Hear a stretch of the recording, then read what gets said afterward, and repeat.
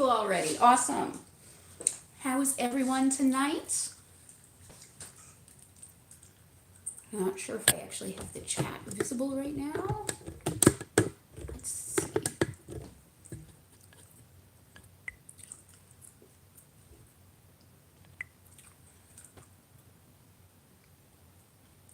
Okay, I should have the chat going. So, I have no idea what to talk about tonight. Because everything's just weird right now. The world is a crazy place at the moment. So, if anyone has anything that they would like to ask or talk about or anything like that, definitely just let me know. Otherwise we're just I'm gonna talk awkwardly and all that. That'll be weird.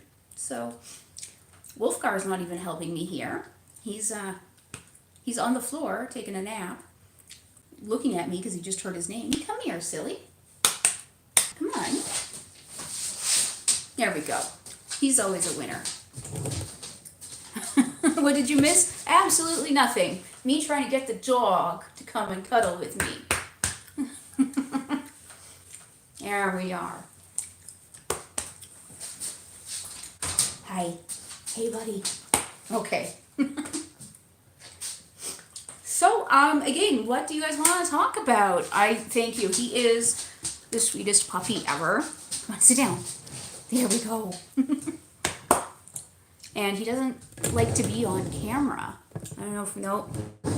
Camera's just a little too high. Oh, hello from the UK. Yeah, it's, things are, going, I guess, here in Canada. Everybody here, I'm just outside the Toronto area, which has sort of the second biggest amount of coronavirus in our country. And so, yeah, everyone's under lockdown, basically. Go ahead if you have a question, let me know. Oh, thank you very much. Oh, my chat just like fades out there. So thank you so much to the person who can't be here long, because your name kind of scrolled up there.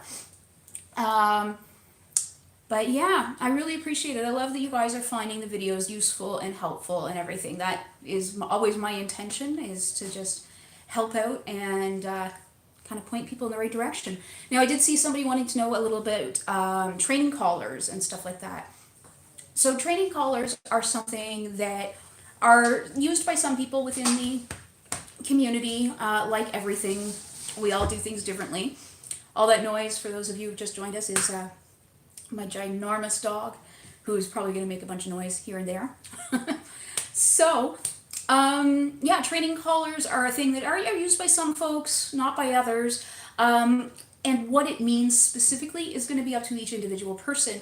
Usually it's sort of an idea of like, if we look at collars themselves, collaring someone, giving someone a collar as almost like a marriage, right? Then we can look at training collars as sort of like an engagement ring, right? So it's that promise of, hey, I dig you, maybe we're going somewhere.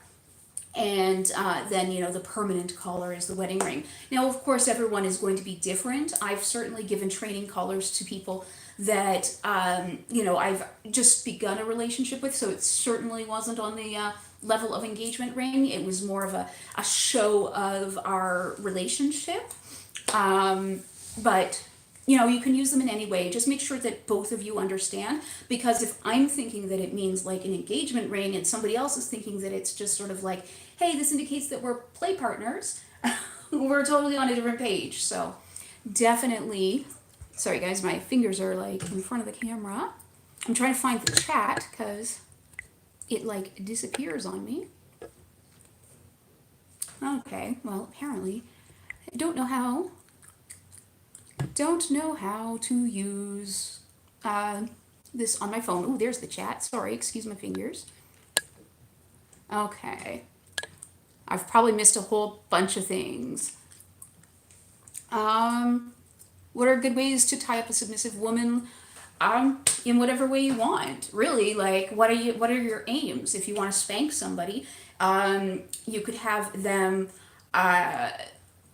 sort of kneel on a bed or on a flat surface and then put their, like, spread their knees far apart, put their hands through and tie wrists to their ankles. That takes a fair bit of balance and flexibility, but it's definitely an interesting position. Again, it really depends on what you're looking for. I'm a big fan of keeping people either seated or bent over or whatever, so having some supports when I tie them. I don't like to have people standing up and tied, just because I think that it's far too dangerous. They could fall, and especially if you've got your hands tied when they're standing, there's no way to break a fall. One of the worst accidents that I've seen in BDSM was the result of something like that, and poor girl broke her jaw, lost a few teeth. Like, it was a miserable sort of thing. So yeah, don't have someone standing and then take their hands away, unless of course you're in the process of doing like a suspension where you have an upline that is going to support their body. So what do you do when your partner's not into BDSM? So I'm just kind of grabbing questions as they come up. So if I miss yours, I'm sorry. I'm going to try to get to everybody, but I don't know how well I can do.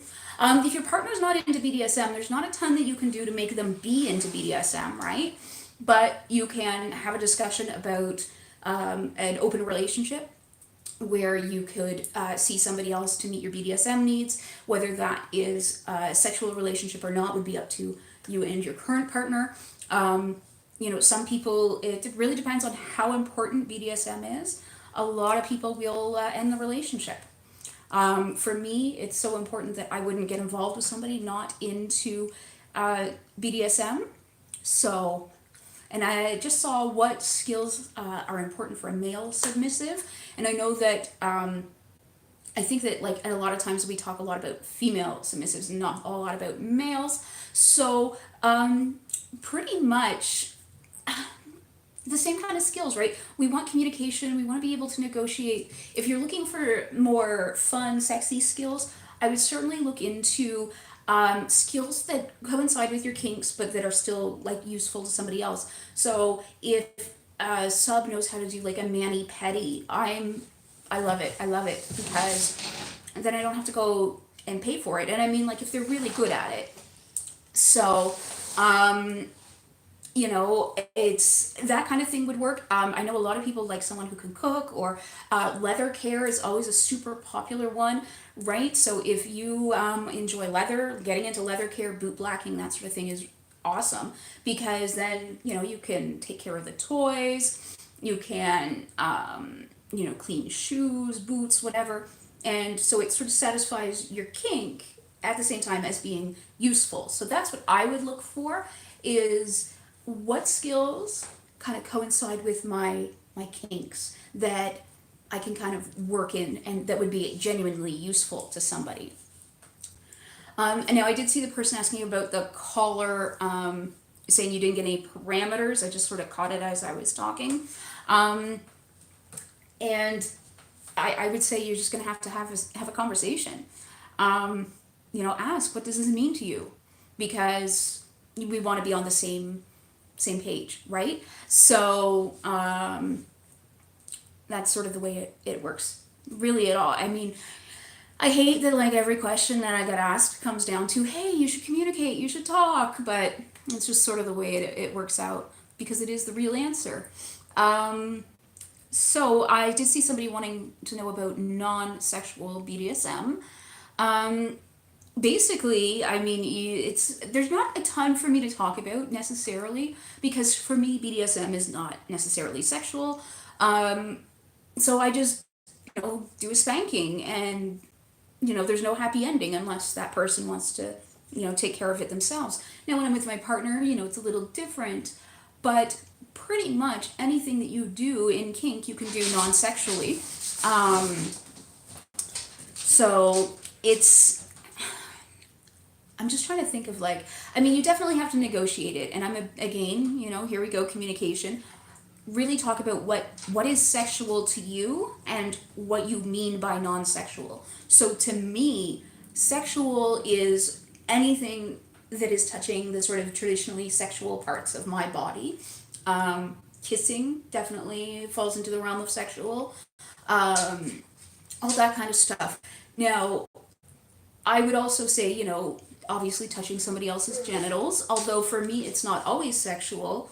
And I'm okay personally with having sort of, I guess, one-sided sexual play. So as long as my body isn't being touched, I don't mind doing like CBT or pussy torture or those kind of things. And if a person happens to get off on them, cool. I'm not going to manually stimulate them or anything. But if that's what they get off on, that's what they get off on. I literally had a fellow I used to play with, and we did a lot of piercing play, and a couple hundred needles in the junk later, he would occasionally orgasm. And it's like, all right, that's cool. Doesn't mean anything to me, do anything for me, but it totally works. So, all these things, they show me like on my phone, I get like 2 from the chat, and then it just goes past as soon as Sage comes in. He's going to join us, I think, for a bit. I'm going to grab his iPad so that we can look. I did see a partner not wanting to communicate about things. There's not much you can do about that. You can't like hold a gun to somebody's head and force them to communicate. I mean, I guess you could, but you probably shouldn't. Fairly certain that's illegal. But, we have to get after them, and if they won't communicate, then there's not much you can do. So you need to make a decision about do you want to stay, do you want to end the relationship, that kind of thing. Unfortunately, it kind of comes down to that. If you're okay without that level of communication, I personally wouldn't be. But everyone has to make the choices that are right for them. I did see what's up with sounding. Sounding is so, I love sounding, but I love medical play. So, sounding is, if anyone tells you it's painful, they're doing it wrong. But it should feel weird, I guess. It should feel generally pleasurable. Again, if it hurts, you are absolutely doing it wrong. The urethra is really, for those of you who don't know what sounding is, sorry, I should explain that first. Sounding is where we take a metal rod and we stick it inside the urethra, right? So the pee hole. Now you can do this with people with penises, you can do it with people with vulvas. Everybody has a urethra. The technique is different. Because, someone with a penis has a much longer urethra than a person with a vulva. The person with a vulva, their urethra is only usually 1 to 2 inches long. And so it's, it shouldn't hurt, because if it's hurting, we are damaging the urethra, and not fun. But, and you can build up scar tissue, and you can build up what are called strictures. And those, if you get them, it can interfere with your ability to urinate. And then you get to go to a urologist and have a really, really uncomfortable for you conversation. They've heard it all. They don't give a damn. But I'm sure it would be kind of embarrassing to be like, yeah, I've been sticking things in my pee hole, and I guess I did it wrong. So best to avoid that. So I'm just like, I'm trying to find all of these. I did see somebody, if the client says they want sex during a session, so we're talking about pro work there, I would just say, I'm sorry, that's not a service I offer, unless of course it is a service that you offer, in which case you negotiate. But I was always very clear when I was doing pro work, what was available, what services were available, and what were not. And there are, of course, people that will be like, oh, well, you're just saying that, and then they assume something different. But yeah, as long as you're very clear and upfront about it, how to learn medical play and that kind of stuff if you're new to kink. Well, take a class, really. That's kind of what it comes down to. I'm a huge proponent of getting out into the community and learning hands-on in that way. Of course, right now, not an option for like any of us. I will be in May, I believe. We are going to do some classes on piercing, at least. I can't do any sounding classes just because, A, I don't have a bottom that is willing to go on camera in that capacity, but also, when we're doing these sorts of things online over the internet, the legal framework changes. But I will be doing a class on play piercing, and I'm also going to be doing a medical asepsis class. So it's basically all the prep work that you need to do in order to do like play piercing, sounding, suturing, cutting, anything where we're gonna break skin or get invasive play. I don't have any of those listed yet, but and like yeah, so we'll see. I think it's going to be May. I'll have listings for those soon. I just saw somebody with a physician friend who would not get into those kind of things, and I absolutely don't blame them. Especially when you hold a license like that, you can get in a lot of trouble crossing those lines. I never did that type of play when I worked in medicine, just because it was, I could get in a lot of trouble. You're held to a higher standard kind of thing. So, but definitely, definitely check out the classes if that's something you're into that I'm going to be doing. And then, try to get out into your community and learn hands-on as well, because I think that's really honestly the best way to do it. When I teach these classes in person, I give everyone a chance, not in the sounding necessarily, but with piercing, I give everyone a chance to have like an experience where I supervise and we, work together, and I can kind of watch them and be like, yes, you're doing that right. Nope, stop doing that wrong kind of thing. And I think that that's a really valuable piece of this experience. Hey, so guys, can I just ask that we not ask about people's ages, because I don't have this limited to adults only, because I think that education is important for everybody. But if anybody here is under 18, I don't want to know about it. Just keep it to yourselves, because I'm going with the ignorance is bliss argument. So what I don't know won't hurt me. But, like I said, I think that education is important for everybody. So let's just not touch that particular topic. Please and thank you. Yeah, absolutely. Mitch saying about attending a sounding class, and yeah, it's about just learning the best practice that you can, and definitely. How can somebody with bad social anxiety get involved in the community? I think that this is a really good start, Yolanda. Like just asking questions here. I think that probably takes a bit of courage to do if you have that type of thing. I would definitely say if it's really bad, absolutely work with a therapist. Perhaps consider medication. You know what's right for you. I'm not gonna, go and give advice there, but definitely look into that. If it's really holding you back from the things that you want to do, we need to do that.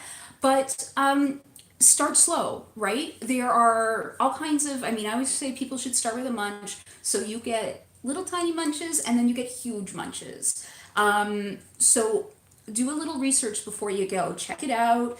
Message the organizers of the munch and be like, hey, I'm really nervous about going. I have anxiety.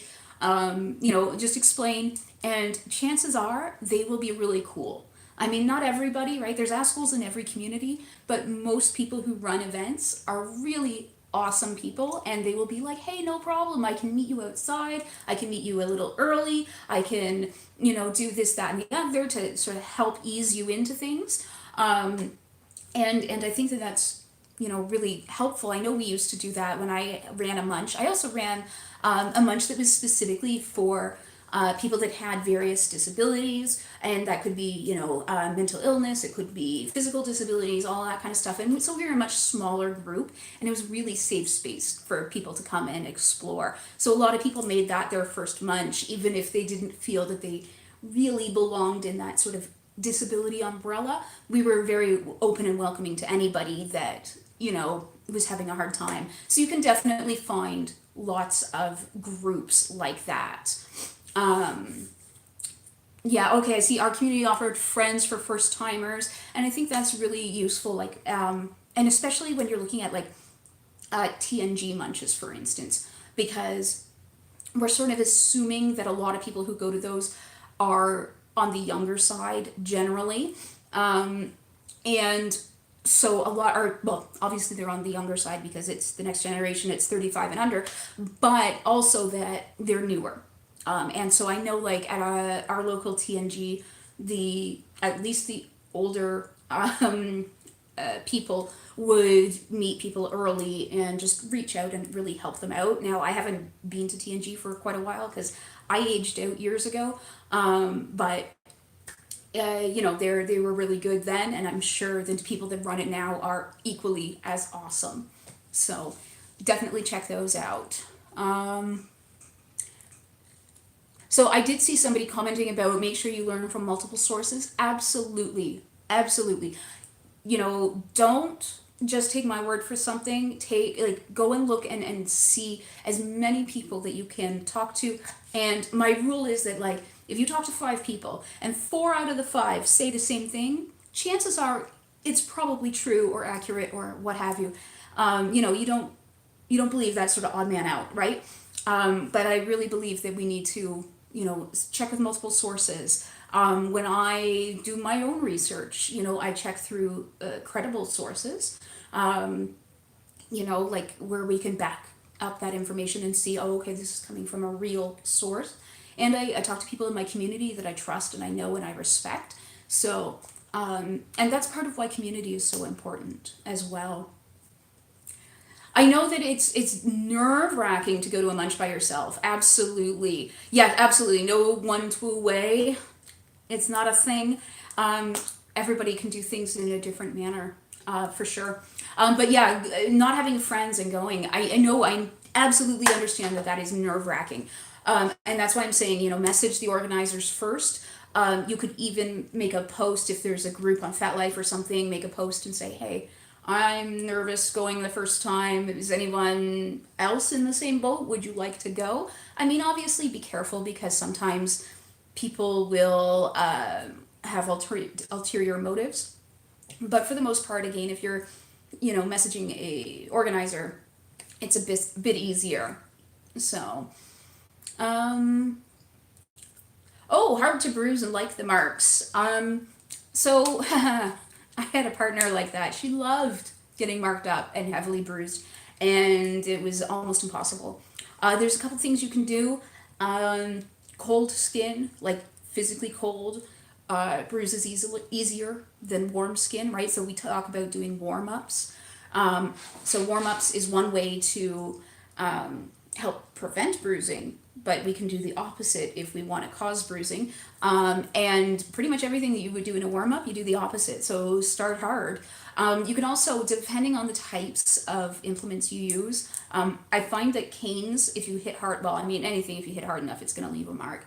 But canes in particular are really good for leaving marks. And it's really just a matter of play hard. Usually I saw that person said they had a fair bit of experience. Usually that's the case. We literally build up a tolerance to bruising. Our skin sort of thickens up a little bit. We get used to it. So play on different parts of the body. There's all kinds of parts that you can hit that are, really sensitive that won't do any damage. So I'm a big fan with people like that of trying to get sort of the top of the legs, the inside of the legs. It's very sensitive. Even under the arms here, right? We can hit in the back of the arm and there's nothing really close to the surface. There is over on this side, but down here we can have fun with that. It hurts like hell and you'll bruise. Maybe not the bruises you want, but I think I saw something about advice for negotiating. I have a whole little negotiation checklist on my website. And my next book is actually all about negotiating. I just have to actually finish putting it together and get it out. But we will definitely be doing some more videos and stuff about negotiation. So yeah, you can check out the list on my website is absolutely free. It's msmorganthorne.com. It should be in the description box, I hope. It's always different when I'm on my phone versus on a computer. But it'll be on my channel somewhere. But you guys can check that one out. Just make sure that you cover all the things that you need to cover. So anything that might be ambiguous, talk about it. Do you need aftercare? What activities do you want to do? Is it sexual play, non-sexual play? What does that mean? Probably the most important question when it comes to negotiation is, what does that mean to you? Because we can say things, just sort of like the caller example earlier, where we don't know necessarily, what does it mean to you? Is this an engagement ring? Is this just a like, hey, cool, we're friends? So,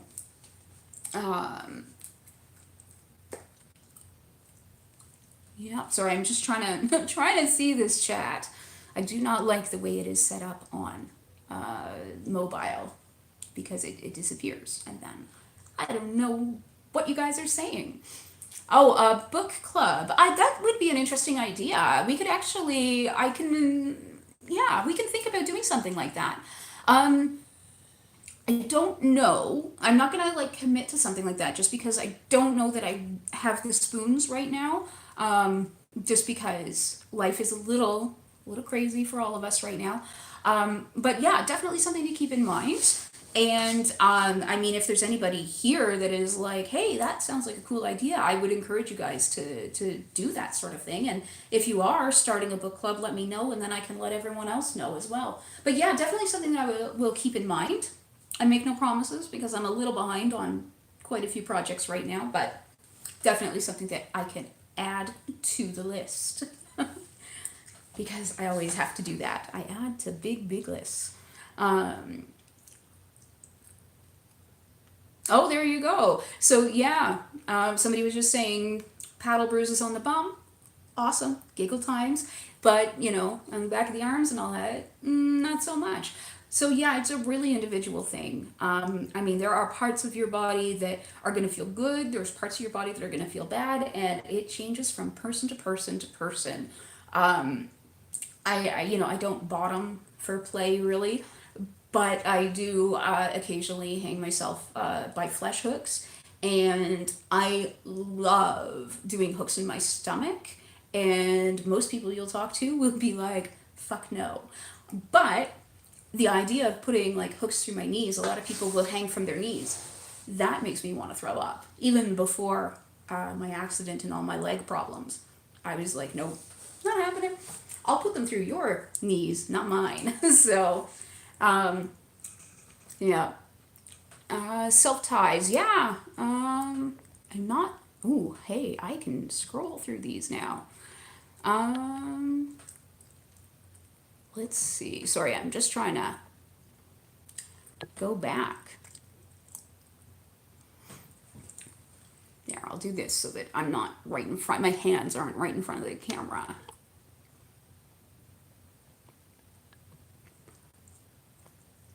Huh. Okay. Excuse me for just 1 second, guys. I have to turn off the super bright studio lights because my phone is getting really hot and it's going to shut down if I don't. So I just have to figure out how to reach everything.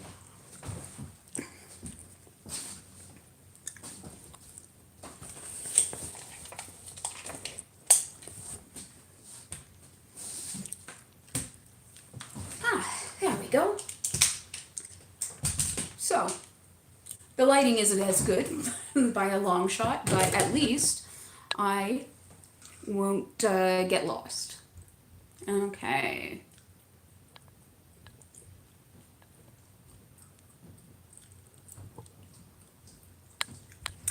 Just so that you guys know, I can't give a ton of advice about professional work just because it is a bit of a gray area in my country. So, thank you. Yeah, just need a plug end. No, to go into the phone, please. Thank you. And can you plug it into the wall? Oh, I see. Yeah. Okay. All right.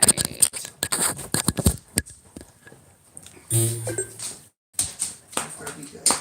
I'm getting. Oh. Woohoo! Okay. Sorry, guys. I lost my connection or something, or the phone decided to crap out on me.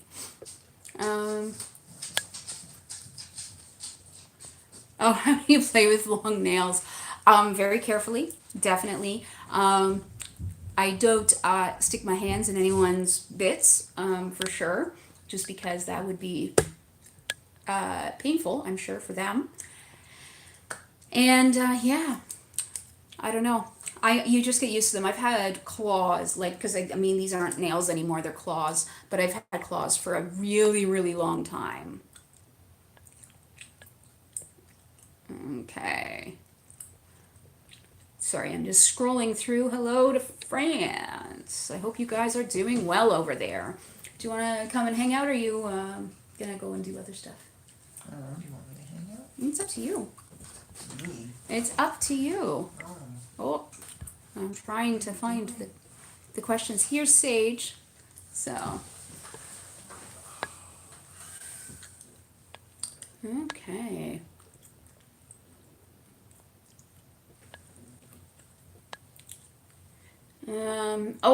Not a lot. Compromise with people with not a lot of kink overlap. Again, it's going to be a matter of like, what things are you okay with doing? You know, even if it's not your favorite thing. Everyone likes your shirt. Oh. Everyone apparently loves Slayer. Oh, and did you see I love your artwork in there too? Oh, thank There you. you go. Appreciate it. But yeah, negotiating play with somebody that doesn't have a lot of kink overlap. It's a matter of what are you willing to do? What are you willing to try? And find those areas where you have that overlap, or where it may not be your favorite thing in the world, but it's not like, oh, never doing that, like red, hard limit, right? So, because I mean, we have some things like that where I really like it and you don't, or vice versa, and we make it work. Sorry, guys, I don't know how much of that. I was just talking, and I don't know how much of that disappeared because apparently we're having connectivity issues. So I apologize for that, but yeah, I was just saying about trying to find play where there's sometimes you don't have a ton in common. But yeah, it's a matter of finding those activities that you're okay with doing, even if it's not your favorite thing in the world, and vice versa with your partner.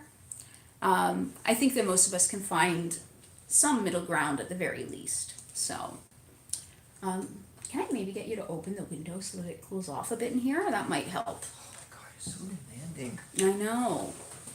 And watch the, remember the bottom part is not on properly.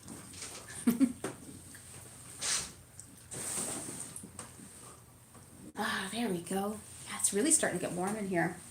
It's finally starting to feel like spring here. It's been an entire 10 degrees above zero lately. Mm-hmm. Celsius. I have no idea what that is in Fahrenheit, so. Just because every time I say, oh, it's above zero, people are like, it's so cold, and I'm like, no, it's not. So. Okay, let's see here. Sometimes the chat shows up and then sometimes it doesn't. Oh, there we go. How to reward the Dom. Mostly it's a thing, it's figuring out what they enjoy, and then you can kind of go from there. And I mean, that's the same with rewards for anybody, right? What's your favorite thing? That can be a reward. And if it's for a dominant, then you again, just figure out what do they really like, what do they want, and do that. And it doesn't always have to be kink oriented. He will, when he knows, for instance, if I'm feeling a little down or something, then he will get me something to eat that I really enjoy. So he'll go out and get some takeout. I love Hawkeye. I love obviously pizza and poutine and things like that. So he'll get me something yummy. And I think that's we don't look at it as reward necessarily, but it's definitely a nice gesture to do. Oh, okay, there we go. So trying to figure out what you like. And if you're unsure, I think about what you like, definitely take a look at things like BDSM checklists. There is also one on my website. If you go to the books section, it's under there because it goes with the Exploring BDSM book. But it's free for you guys. And, you know, you can kind of look through and it at least gives you ideas. And I mean, you're never going to know for sure until you actually try the thing, but it's at least some idea of like, oh, okay, that exists as a kink. Or, I mean, pretty much everything that exists is a kink for somebody. But, oh, that's a good point, Mitch. Mitch says that I think newbies and S-types also fall into the pitfall of making too many compromises on their limits when there are less overlaps. Yeah, and I think that compromise has to go both ways, right? Like, it can't just be one person giving in, and it certainly should not be any limits. I did not mean to imply that in any way. But yeah, like, we have to still, like, hold true to who we are. But it's sort of like, you know, think of it like going to the movies, right? He likes action movies. I'm not so crazy about them, but I go to see action movies because it makes him happy. And he comes and watches mostly documentaries. I like documentaries and stuff. I'm so boring.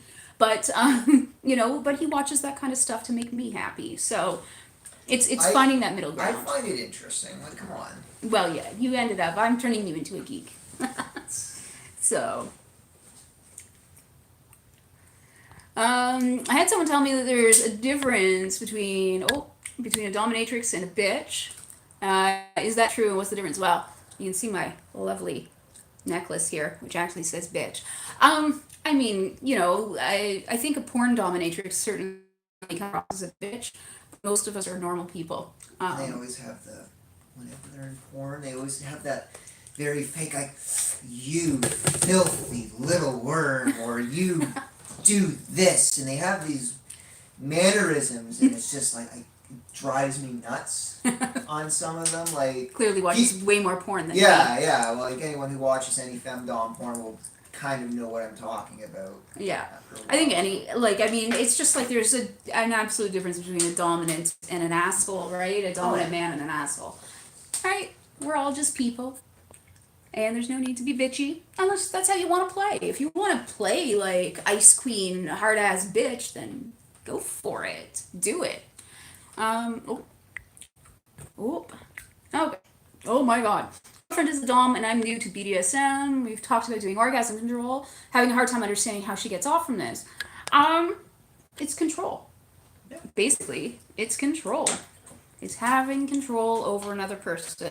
And for a lot of us, that makes us happy. I love doing stuff like that. In fact, Sunday's class is all about orgasm control and denial and chastity and all kinds of fun things. This common thing drives me nuts. Yeah, and again, learning a lot about what you're into by engaging the local community. It can't be said enough to join, to try to, you know, get out and do that kind of stuff. No, 10 degrees is 50 Fahrenheit. Awesome, thank you. I don't understand why Americans still use Fahrenheit, but you guys do you. I don't judge. New to the BDSM community, how do you fit in? You just basically show up. One of the things I like to tell people about the kink community is that a lot of us are huge geeks, a lot of nerds, like people like that, and a lot of people that also share having like social anxiety and stuff like that. I know that we were talking about that earlier. It's not uncommon within the kink community. I think a lot of us are kind of used to being a bit of an oddball in life. Like, we always knew we were a bit different, and then this is one of the ways that we are a bit different. And that's not to say that we're all that way, but you know, a lot of us, yes. I've met more reenactors, like historical reenactors, SCA kind of people in the kink community than I've met like pretty much anywhere else. Just as one type of sort of geeky, nerdy type person. Lots of gamers, all kinds of stuff like that. I mean, I held a femdom party, and we literally sat around. It was quite a few years ago now, but we literally sat around and talked about Skyrim the whole night, because apparently all of us really enjoyed playing video games, Skyrim specifically. So Yeah, just be you and you'll fit in. Honestly, if you're genuine and not, you know, trying to push your kink on people, you'll fit right in. So, um, separating kink from the play. For some people it works, for some people it doesn't. Like, not everybody approaches it non sexually. Um, but, yeah. And if you're bringing somebody else in, well, then again, you know, you got to talk about what the parameters are. And that, I mean, there's not much I can say that will help you, you know, feel more comfortable necessarily, but I think that talking about it a lot will first. And then checking in and talking more, basically. And it depends, like, if you're talking about, like, more of a threesome sort of situation or an additional partner poly situation, but I mean, the process is basically the same. It's to just talk, and, like, if you're not feeling good about something, then talk about it, say so. Bring it up to your partner, for sure. Oh, difference between dominatrix and mistress. Whatever the person using the title, basically. Some people like being called dominatrix. Some people like being called mistress. I hate both, honestly. I'm a ma'am, but but only to him, right? I don't like it when other people uh, call me that or call me anything like that, right? I've used mistress obviously in my professional work, but that was more because that's what's expected of you rather than what I personally like. And I saw somebody likes when they wear a dog collar in the or the dominant wears the collar. I think it's hilarious too. Oh yes, Mitch. Discomfort and begging and neediness and denial. Fun. Yeah, no, I can't take femdom porn seriously either. Um, let's see. Yeah, Anthony, chances are you are perfectly normal. At least as far as I'm concerned, because I don't think any of us are really all that. I think we think we're really weird and out there, and we aren't. We're like, I don't know, the kink community is really awesome. I love it. People are friendly. People are, um, people are really chill, you know, and we appreciate some of the more geeky pursuits, I think. So if you're into that kind of thing, definitely you'll fit in. How can you break the ice with a new femdom? Talk to us like we're people. Honestly, um, we got together because he treated me just like he would treat anybody else. Also, he was willing to come to a metal concert with me. So, and honestly, like, we knew each other kind of for years, but we were both in other relationships and what have you. Um, First time I met her was at Sexapalooza Yeah. many years ago. I think I was like 22 at the time. And my date and I went to her class on Friday night, yeah, and it was the first class of the night, so we were the only people in the seminar room. So that Yeah. was my first introduction yeah. to her, and then just And throughout the years kept running into each other, but none of us were single, and yeah. yeah, so then And one night then, it happened. and then one night we were both single, Yeah. and he's a hottie. And she drains the life out of me. Yeah, I try. That's my job. uh, okay. Yeah, other people agreeing that people in their community are massive nerds. Absolutely. Creepy connection between leather sex, Star Trek, and the Renaissance Fair. Yeah, yeah, totally. It's so funny story. I think I've told you guys before. I used to run a fetish night in the city that I went to university at. Um, and I was at the door one night, and my history prof walked in, and I had seen him at, like, various SCA events because he was a medieval history professor. And he walks into the fetish night, and I was just like, hey, does this mean I get an A in your class? And he was like, you were getting an A anyways, but okay. So, it's, yeah. My favorite kink or fetish? I don't even have one, really. I love medical play. God, I like too many things. I gotta be honest. I can't say. Probably something in the medical play world, though, would be my favorite. I feel like I'm too nice and sweet and look like a goodie. but I lean more towards dom. That's totally fine. In fact, there's probably a lot of people who would absolutely love that.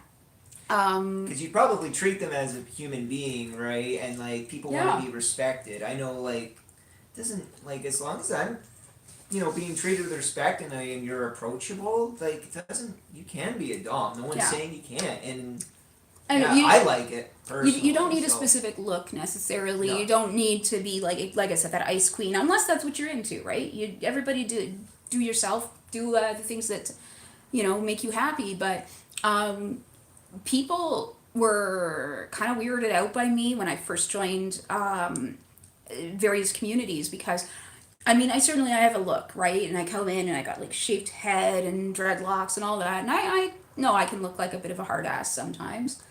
But when I play, I laugh and I giggle because I'm having fun. And I think it's hilarious that people let me hurt them in this way. And so they had this expectation of like bitch femdom walking in and like just gonna like kick some ass or something. I don't know exactly.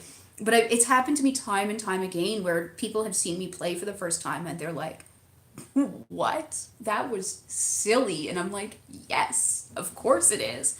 But if you don't know my personality, I can see where you would get that. So don't worry if you're like, don't have the look or whatever it is or the personality or whatnot. Just have fun. Okay, I see somebody wanting to know. I'm from Toronto, Canada. So. Um, shall be seen, a lone dom can do. If you're good with floggers always look awesome, personally, I think. I know when I do like sex shows and stuff like that, like convention type things, if I'm bored, I just throw a flogger around in the booth and that always draws a crowd, even if you don't have someone to hit. So that would be my big suggestion there. Oh, I see self ties being suggested as an option. So yeah, that would be really cool too. Um, Sorry, I'm just kind of trying to go through seeing some of these things. Um, and there's another giggler. Yeah, I don't know. I'm having fun. I wanna I wanna laugh. I wanna enjoy myself. All right, it's called play for a reason. At least that's what I always tell people. So good tips for thuddy impact play when starting out. Do a warm up always. Well, not always, but like most people are gonna want a warm up. And structure things basically like your least intense to most intense, right? Move it around too. Don't always hit the same spot because that gets really annoying. But I don't have a ton of like. I mean, you'd have to be a little more specific about what you're looking for. But yeah, mix up your implements too, right? Use your hands. Use paddles, whatever it is that you've got at your disposal. But yeah, definitely just mix it up and have a bit of fun. And I'm a big fan of like, rubbing the skin and just sort of that reestablishes some kind of connection between them. So I know I totally have the Canadian accent, don't I?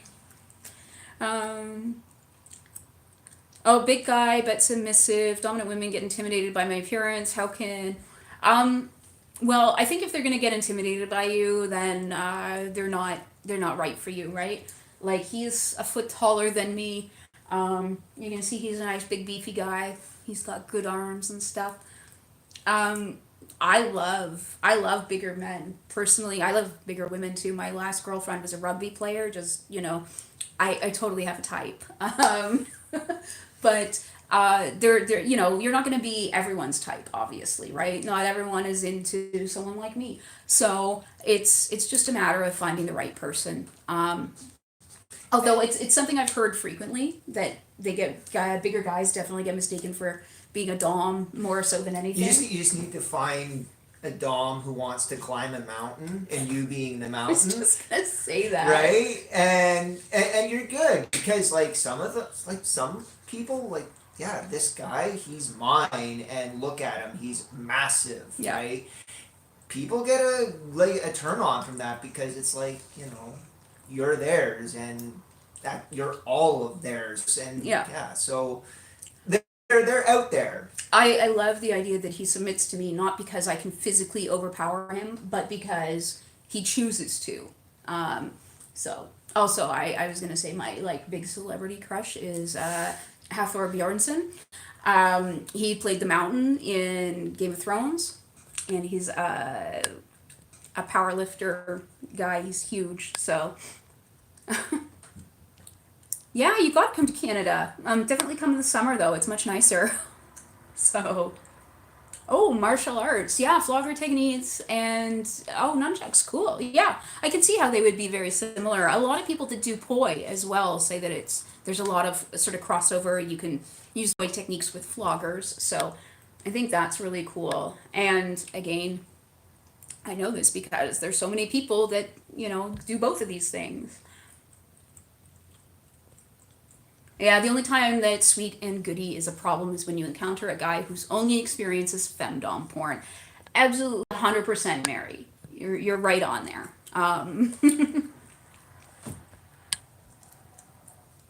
Oh, yes. Assumptions about ownership and stuff. Yeah, I can totally see that. Oh, you get the messages too? Yeah, I get that all the time. Guys messaging me being like, "Get on your knees, bitch," and I'm like, "Did you not read in my profile? Do you not look at any of my damn photos? Come on." So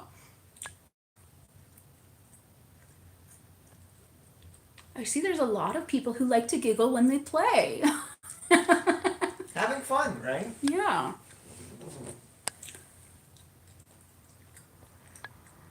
Oh, yeah, somebody's got a big dom there. Yeah. I love big guys because I literally have tried to climb them before too. Um, it is enjoyable. Advice on finding a BDSM partner. Well, when you're able to, because obviously social distancing and everything, but community stuff. I'm not a big fan of online, but I think that OkCupid's probably the better of the dating sites. For me, when it comes to online, I'm so bitter with online just He because really is. it's time consuming. It consumes your energy. You're trying to talk to people, and it's just it's you have much more success going out to munches or other little, it doesn't even necessarily have to be play parties, but like any kind of meetup, right? Yeah. Anywhere where you can socialize with kinky people. Yeah, and like just ones that like it's not loud music, you can actually have a conversation. And then maybe you will go out to a play party and those people that you would have seen at the munches or those other meetups are there, right? And you're already a familiar face. That's probably the best way to go about it. Yeah. Because and online is just Yeah, I think a big thing too. Yeah, he gets so frustrated with it because we have a poly relationship, so he does date other people. But I think one of the big things for me, at least, is just to have people able to have a conversation, even if like our orientations or whatever don't mesh, but just talk to everybody and talk to them like they're a person because like, I'm a dominant woman and if you're looking for a submissive woman, cool, obviously I'm not for you, but guess what? A ton of my friends are submissive women, right? So we're a close-knit community and we'll introduce people around. Yeah, for sure. For whatever reason, if you end up pursuing like an online route, like you were saying, OkCupid and answering all the questionnaire on it. It takes a long time to do it. I've done it. It's time consuming. Another thing you can do is if you're going on FetLife or whatever and you want to post a personal ad, make it worthwhile. There's so many people on there, mainly dudes, who will post like a one paragraph or one or two sentence ad, and it's like, I want this, this, and this, and it's all like sexual related acts. Talk about yourself. Go in depth, right? Actually put in the time to write a decent personal ad. I did put those out in the past, and I actually had some success. And I've even had people be like, "That was actually a decent ad that you wrote." But I spent probably better part of an hour writing something out you know, so, and anyone Yeah. who's interested will take the time to read it, so. Yeah, and I think that effort shows. Yes, For sure. it's right? putting in that effort. And I mean, let's be honest here. We've added another parameter to sort of our requirements of what we're looking for in a partner, right? So we shrink every time we add something like that, we shrink the pool. So you know, you've got fewer people to choose from, basically. So it could be flexible on some of your, you know, requirements, your wants, your needs, whatever. Then I would suggest doing that as well. You know, like we went outside of our normal age range when we got together. Because usually my cutoff point was, you know, within 10 years of my age, and he's 12 years younger. So, you know, not that that's like a huge deal, but it was something that kind of gave me pause because I was like, that's a lot younger than I'm used to dating. But so yeah, if you're able to do that kind of thing. Oh, I saw here how to spot fake DOMs easier. Now, I don't like saying fake DOMs just because I think that there's a couple of different categories here, right? There's people that are not compatible with us. And that doesn't make them fake, obviously. I think they're just not compatible. However, there are also scammers out there, and we've been kind of talking about femdom a lot tonight. And so I'm going to say specifically, and especially if you're looking for a female dominant, because there are a lot of men and women and non-binary people who are looking for female dominance. And there's just not as many of us, I guess. I've talked before, I have a whole video about the ratio because it drives me nuts, but that's a different rant. But I think what happens is that a lot of people are scammers, basically. So the first big thing I would say is that if they show up in your inbox and start, you know, talking sexy, like, oh, you know, get on your knees, slave, blah, blah, blah, blah, blah, chances are they're probably going to want money from you at some point. If, you know, if they have like really beautiful kind of porny pictures, they're going to ask you for money. If their whole profile online is really designed to like turn you on, not, oh, hi, this is who I am and this is what I do, but like, oh, I am the most beautiful, seductive, blah, blah, blah, blah, blah. That's an ad you're reading, not a profile. And then sometimes, going back to those porny pictures, they're actual porn pictures that are taken Oh yeah, online, they're not right? necessarily So- of that Because it's person. like, oh, I think I've seen this before. I've seen this one. Yeah, it's hilarious because I've seen like people using pictures of friends of mine because obviously I have a lot of friends within the pro world.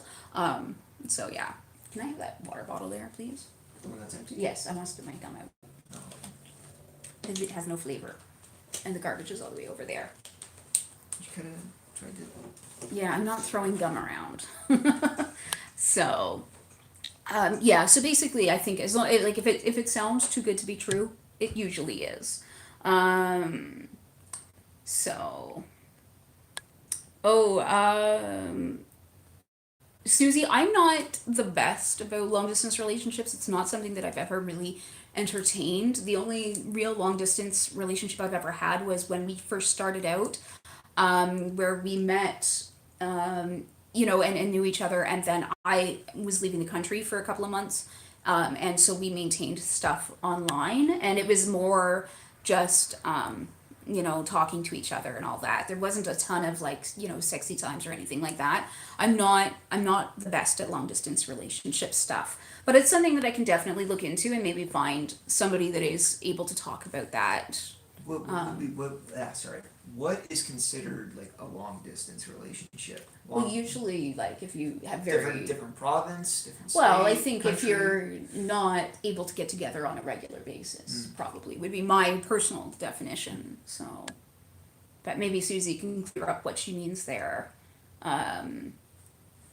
So I'm really curious how on hand is trauma and being triggered when you're going to play parties and taking part in the community. Yeah, it can be tricky for sure. It really depends a lot on what your triggers are. A lot of the time, if it's going to be something fairly extreme, there will be warnings first. But I know that, you know, for stuff that you're expecting to see as far as like For instance, male doms doing physical impact type play with female subs can be very triggering for some people if they are survivors of domestic abuse, for instance, and that specific configuration of domestic abuse. And so usually the general rule is that you remove yourself. If you find that you're being triggered by something or it's upsetting you for whatever reason, then you remove yourself from that area. Most of us within BDSM are really, really open about these kind of things. As far as like if we have trauma in our past, because we're very honest people, we have to be honest with each other when we negotiate play. We have to talk, so we're used to just kind of being open. I know a lot of people think that there's more like mental illness within the BDSM community than anywhere else because, you know, so many of us talk openly about it, but that's the thing, that's the difference. We just talk about it more. I'm really lucky that, I mean, I do have PTSD, but my triggers are not something that is going to be found at a play party. But if it was, I mean, you've got to work on dealing with your triggers, right? And a lot easier said than done. I totally understand that. But yeah, just even getting to the point where if you're worried about that kind of thing happening, have a friend that you can trust that is cool. And if you do get triggered, you can just be like, gotta go, and drag them with you. And then they can kind of get you centered and get you grounded again. And maybe you have to leave. You know, like that happens sometimes. Maybe you gotta just, it's too much, you gotta go. I've certainly had that happen with partners and friends at parties where, you know, the unexpected happened. We weren't expecting things to, you know, go to the extreme that they went to, but, you know, here it is. Play parties do tend to prioritize the play. And so that's why we say if you are triggered or upset by something, remove yourself from the area. And you don't have to leave the party necessarily. Obviously, if that's what you need to do for you, then do it. But usually there will be like play areas and then there'll be separate areas where you can go to get away from things and chill out, and that sort of thing. Even if it's like going to a smoking area or something, I mean, it's not necessarily ideal if you're not a smoker, but it at least kind of gets you away from it all and you can center yourself. So that would be definitely the way I would suggest. Yeah, it sucks though. Like especially, really, it's gonna depend on what your triggers are. So, yeah. Oh, somebody else who doesn't like fake. There are, Nolan, there are a lot of events in Toronto. Obviously, nothing going on right now. I would highly suggest you check out Oasis, it's a swingers club, but they do some kink parties. Boots and Tentacle or something like that is a brand new venue. They'll be back open as soon as we're all allowed to go out and socialize. But I would also suggest checking out some of the local munches. There's a TNG munch if you are under 35. Deviant Munch is one of the big munches in Toronto, and it's freaking awesome. And then there's a ton of smaller ones. Check out Lots of people. lots of people. Yeah, check out on FetLife. Just go to the events tab, or you know, plug Toronto into the search function and check the groups. There's all kinds of stuff going on. Toronto is honestly one of the kinkiest cities in North America. It's like Toronto, Montreal, New York, San Fran, and LA are the big centers of kink. Okay, yeah, somebody in New York doing intro parties. That's awesome. Um, yeah, and no sex is good too. Like, especially if we're introducing people, we don't want to be doing it for ourselves. We want to be doing it for them. Obviously, we do it because we enjoy it, but still. Yeah, I think online you're going to run into a lot more scammers than anything, unfortunately. Uh, I mean, and that's part of why we suggest going out into the community because I've never met a scammer out in the community. I've met real players. And so that's why I suggest it. Dex, I'm not a switch, he is. Um, I don't know, do you kind of look at it as your 50% switch or 50% Dom, 50 sub? Or like, I mean, I don't, I think, For me, it really comes down to dynamics that I have Yeah. with the person and what's agreed upon. I personally, like for me, I'm I like compartmentalization of things. So Yeah. like I have my partner who's a dom, but then I'll have my other partner who might be a sub or whatever we agree to. So that's kind of like I tend to keep them separate, but when I'm with that person, that's the rules when we're playing that we've agreed upon. Yeah, But you it's, don't really switch with the same partner. yeah, like that's what I personally like to do. Yeah. But again, it kind of really just comes down to like what was discussed, what are the Yeah. dynamics of your relationship with this person, right? Of course, I'm looking at it from a relationship standpoint, but yeah, so Yeah. I know there are people that are like, oh, I'm like mostly this, but a little bit that, and stuff like that. So it's definitely, I think, a fair question. But yeah, I think I mean, I don't really know. I'm not a switch, but I would assume that it's partially like, oh, I met this person and I feel this way towards them. yeah, You know? yeah. Yeah.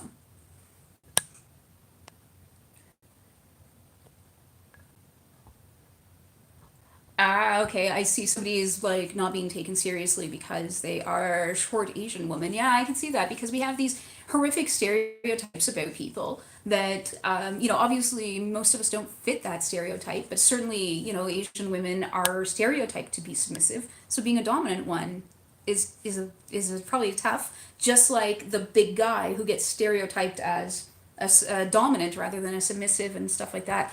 Um, Again, I think that I don't know. I mean, like I said, I've had many incidents of people just sort of going on that stereotype of all women are submissive kind of thing, and I've had to set them straight before. So, do I feel that findoms are scammers? No, no, not at all. I think that they need to be upfront. That's their kink or whatever. I've absolutely done that type of play before. Blackmail play is super fun. I've done it with, not something that I would ever bring up personally, but with people that are into it, I've done it. So, no, I don't think they're scammers. I think that I think a scammer is somebody that promises one thing and does not deliver or whatever. You know what I mean? Like if they're saying, "Oh, you need to give me money and then I will have a relationship with you," or whatever it is, and then they don't follow through on that relationship part, then that becomes a scammer. Not somebody that says, "I need you to give me money and I will play with you," and then you give them money and they play with you. I think that's just transactional, which obviously I have no problem with. Having been a professional dom for many many years, as well as a lifestyle player. So always run your pick through Google Images. Yeah, good idea, because it'll definitely tell you if it's from somewhere else. Oh, representation of dom saying please. I always say please. Oh my god. Yeah, I'm fucking Canadian here. I'm way too polite. I say sorry all the time to him if I misplace a flogger strike. I'm like, oh, sorry, honey. Like it's force a habit. But I also move something in the kitchen and I'm looking for it. yeah, well that too. You do it to me enough. Never puts things back where they're supposed to be. You But don't label it. yeah, I didn't label everything. But yeah, I always say please. I say please to my dog. I'm ridiculous. He laughs at me for it sometimes because I'll be like, Wolfgar, sit down, please. And he's like, the fuck? It's a dog. But yeah, I say please. To me, like, please is kind of like now. So yeah. Oh, fake Dom for saying please. Yeah, I mean, if I had $1 for every time I got called a fake Dom, I would be rich. Like, let's just be honest here. Yes, because being a dom is also being disrespectful and Yeah. not showing manners, right? How do you find a mentor? Music lover, I'm not sure. I don't like mentor stuff too much. And I'll explain why. I think that if you are looking for how to learn a specific skill, then yes, a mentor is a great idea. Find somebody that knows how to do that and learn from them. I think that people come in thinking they need a mentor as sort of like a general thing. And I think that it is a label, a title, or whatever you want to call it, that has really been abused in the last 10, 20 years even. When I first got into kink, like having a mentor was more, it was more common, I guess. But that was 25 years ago. So it's not anymore. I think there's so many ways that you can learn about kink without needing a mentor. And mentorships are something that like they shouldn't approach you, right? So like, you know how like if you're new on FetLife or something and there's all these people who are like, I'll mentor you and all you have to do is send me all this free pornography basically, or whatever it is, or money or whatever. Like I think that's, I mean obviously that's an abuse of the term. But usually a mentor is somebody that is like a good friend that's willing to teach you and take the time, because I mean it takes a huge amount of time and to invest in a person to teach them something like that. So I'd say don't worry too much about finding a mentor unless there's a specific skill you're looking for, in which case make friends in your community. But if you're just looking in general to learn about kink, self-education is important. Watch YouTube videos like myself.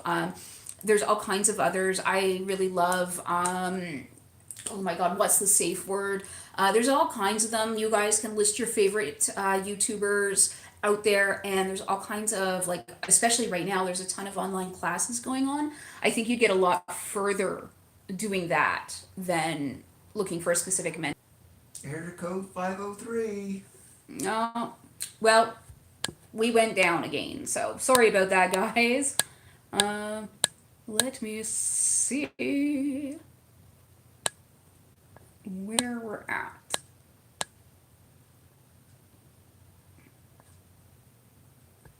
I'm way behind in questions, so.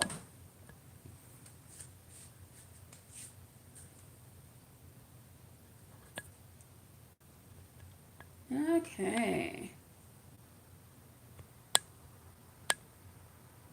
Sorry guys, I'm just trying to get caught up where I was at. 35, is there events for older and younger people? There's events for under 35 crowd. There's none that I'm aware of that I would recommend in Toronto for over 35, but most events, it keeps cutting out on me, guys. I'm sorry about that. I was saying that most munch groups or whatever other than TNG is for all ages, so you don't have to worry too much about that. Definitely. Oh, and an autistic person who goes nonverbal around crowds of people, doesn't like being touched. So one of the great things about the kink community is that nobody should touch you without asking first. And we're very, very strict about those kind of things. I'm not autistic myself, but I hate being touched because I have chronic pain, and nobody in my community will touch me or hug me or anything like that without asking first. And it's not just me, it is a community-wide rule. Kinky people are really big on consent. As for going non-verbal around large crowds, I would say, like, if you have someone you can bring that you trust, that would, I assume, help. And just try to start with a smaller group. It depends on what your definition of large crowds are. But if you can handle a group of 10 people, go to a smaller meeting or group that has fewer people, and I'm sure, I would hope that, like, sort of as you get to know people, you'll feel more comfortable, and then hopefully you don't have the same issues. There's also, as I was saying earlier, there's a lot of geeky people and everything else. We also have a lot of people who are autistic in the community as well. I've had, I can't even count the number of partners, play partners, friends, everything else that have been autistic that I know through the community. It's really, really common, and people are generally pretty understanding and cool about that. If I ever visited the USA, I come down to the States quite often. I used to go down to LA and DC a lot to do different conferences. We were just last year we were in Ohio. No, last year we were in Vegas and we were in Ohio. Before that, I was supposed to be going to Baltimore for a Twisted Culture right before they shut the border.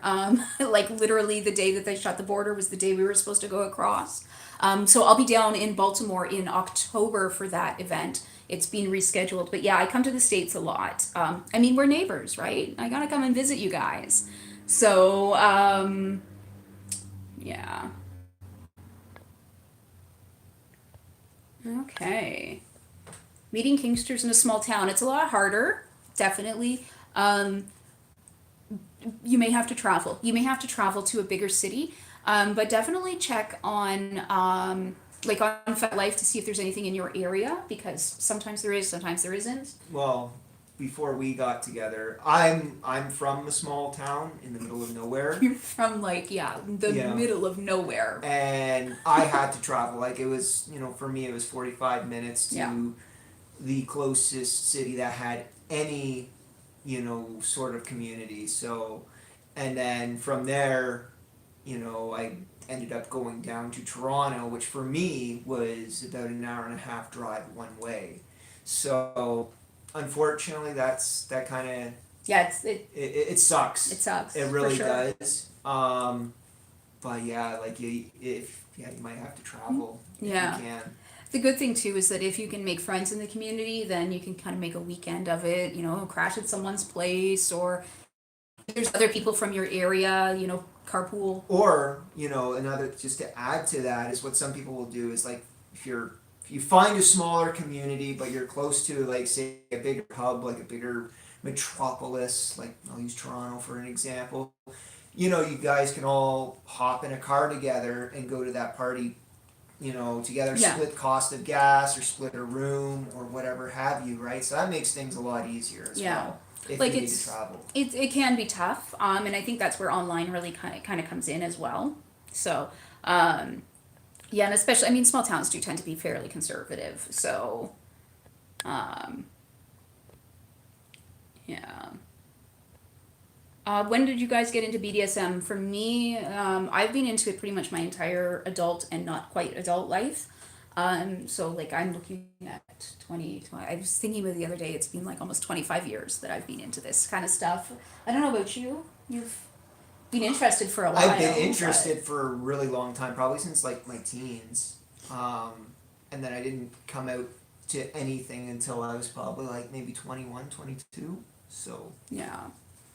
So, I'm trying to, I'm like, yeah, that's quite a few years now. We've both been around for a bit, but I am going to throw the camera soon.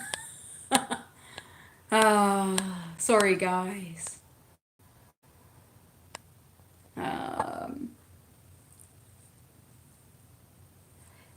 So I think when we were talking about vetting people that you want to interact with when you met them online, it's a lot harder to do. If you are both like know people in your community, you could definitely vet people that way. Say like, hey, like, is there anyone in the community I can ask you about that we both know, mutually know? Other than that, I think it's really hard to do, honestly. And so I would always, just like any kind of internet dating, meet in public, take basic internet dating safety protocols, don't tell them where you live, none of that kind of stuff. And a kink relationship is very much like any other kind of relationship, right? So treat it exactly the way you would online dating. Don't play or have sex or whatever on the first date. I mean, obviously, a lot of people do that anyways. I think that it's a little more dangerous when we're talking about kink play because, and I mean, especially depending on your role, but you may be, rendered helpless at some point. So, consensually, but then, who knows?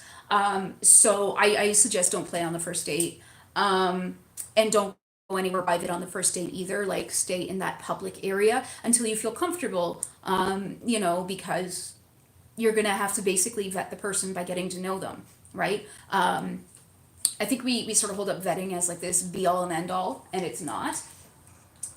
It's just sometimes we can ask about people, and even then. Hey guys, I'm really sorry. I think it's my phone just overheating. It keeps kicking me out of the room and wanting to get shutting down. So I think I'm gonna have to say goodnight. But I will definitely come back on in a couple of days. And so I'm really sorry if I missed your questions. I'm just, it's gonna keep cutting out on me until I can let my phone cool off. So Thank you guys so much. Thank you for everyone that was answering people's questions in the chat. You guys are awesome. And yeah, thanks. I will see you guys. I'll have a new video for you soon. And don't forget that we're doing a chastity, orgasm denial, everything class on Sunday. If you're interested, you can find the link on my website, msmorganthorne.com, or any of my social media. Also, follow me on Instagram because it's fun and I post pictures of my dog.